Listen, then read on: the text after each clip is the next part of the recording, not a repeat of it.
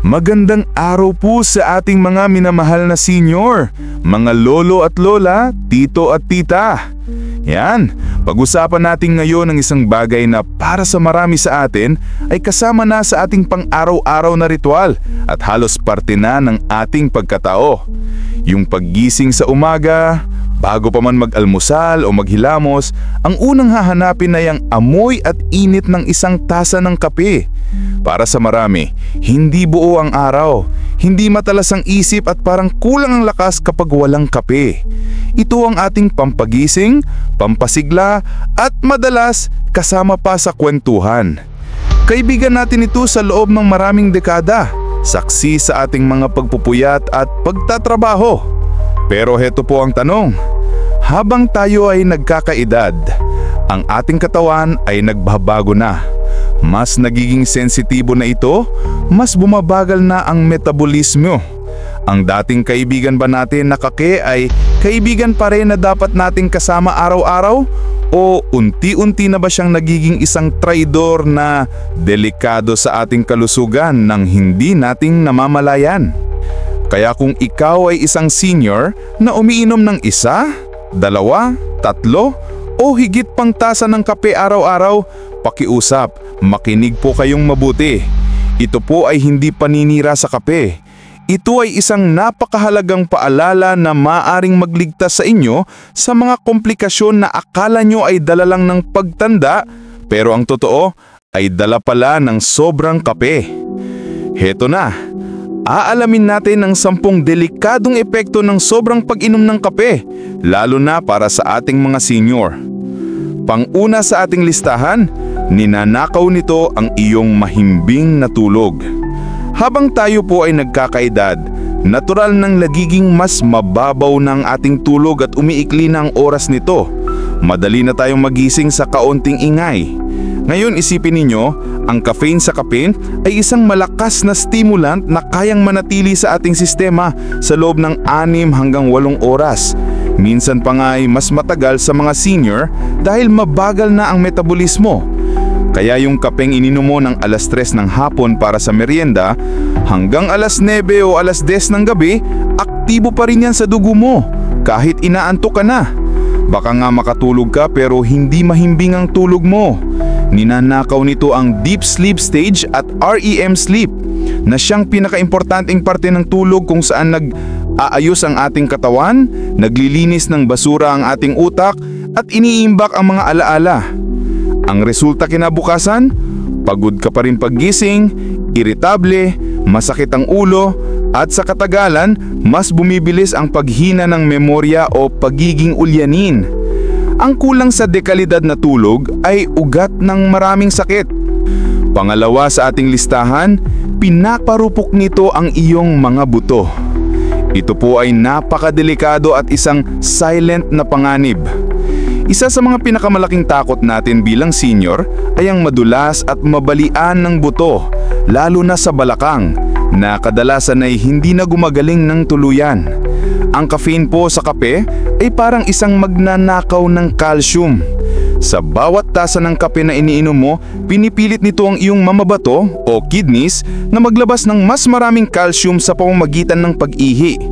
Ang calcium po ang pinakapundasyon ng ating mga buto. Ito ang nagpapatigas at nagpapatibay sa kanila. Isipin ninyo, kung ang bahay ninyo ay araw-araw na kinukuha ng ilang bloke ng semento sa pundasyon, anong mangyayari? Unti-unti itong hihina at guguho. Ganyan din ang nangyayari sa ating mga buto. Mas tumataas ang panganib mo para sa osteoporosis. Pangatlo sa ating listahan, pinapahabol at pinapapagod nito ang iyong puso. Ang puso ng isang senior ay nagtrabaho na ng husto sa loob ng 70 o 80 taon. Ito po ay parang makina ng sasakyan na dapat ay inaalagaan na at hindi na binibirit. Ang caffeine po ay isang stimulant. Kapag uminom ka ng kape, para mong sinasabi sa puso mo, bilisan mo pa!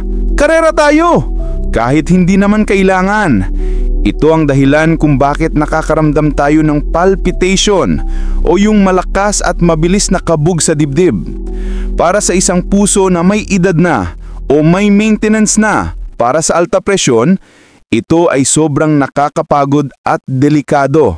Pinapataas nito ang iyong blood pressure pansamantala at pinahihirapan ng iyong puso na maaaring mauwi sa mas malalang problema tulad ng irregular heartbeat.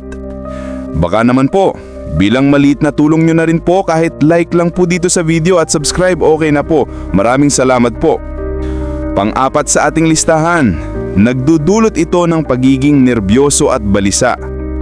Naranasan nyo na ba na pagkatapos uminom ng kape ay parang kayong hindi mapakali, nanginginig ang kamay at nagiging nerbyoso na parang laging hinihintay na masamang mangyari?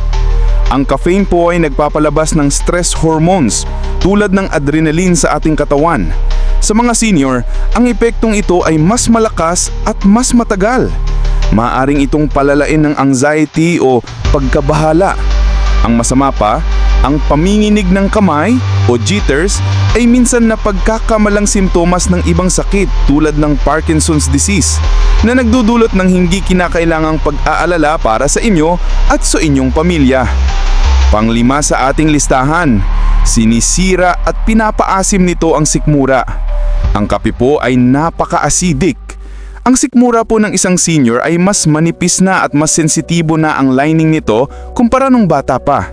Ang pag-inom niyang kape, lalo na kapag walang laman ang sikmura sa umaga, ay parang pagbuhos ng suka sa isang sugat. Ini-irritate nito ang sikmura at pinaparami ang produksyon ng acid.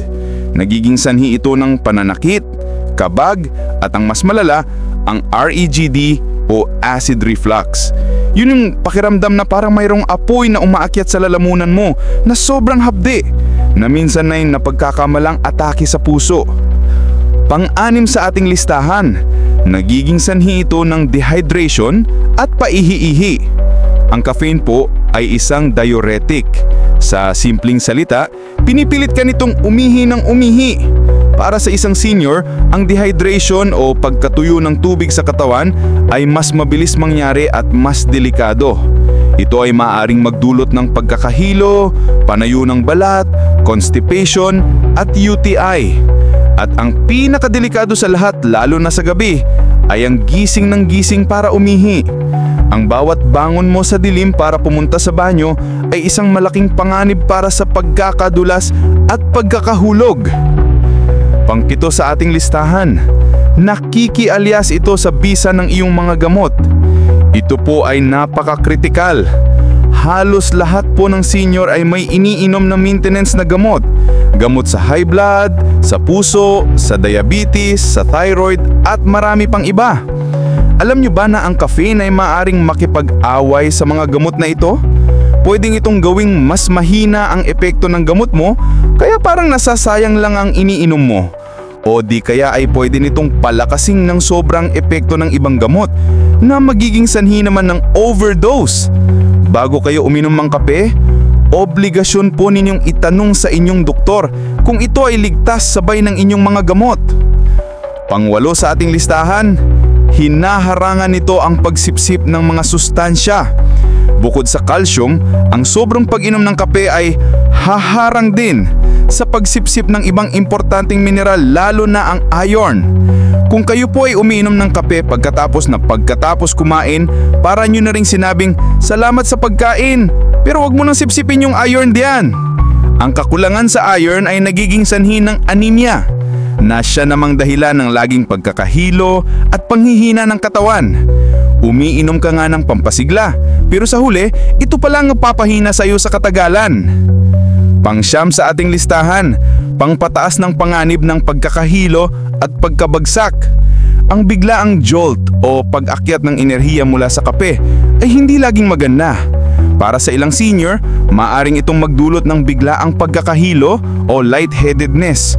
Para sa isang bata, ang pagkakahilo ay lilipas lang. Pero para sa isang senior, ang isang segundong pagkawala sa balanse ay maaring magresulta sa isang malubhang pagbagsak. At alam po nating lahat, ang isang pagbagsak para sa isang senior ay maaring maging simula ng maraming komplikasyon. At ang pangsampu sa ating listahan, nagiging sanhi ito ng addiction o pagkadepende.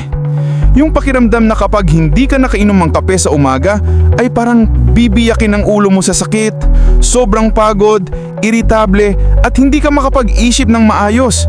Yan po ay caffeine withdrawal. Nagiging alipin ka ng isang inumin. Hindi dapat ganito.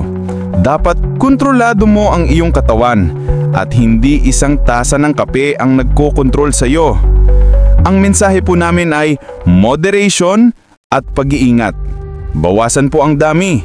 Baka pwede ng isang tasa sa isang araw at sa umaga lamang. Makinig po tayo sa ating katawan. Salamat po sa inyong panonood at God bless.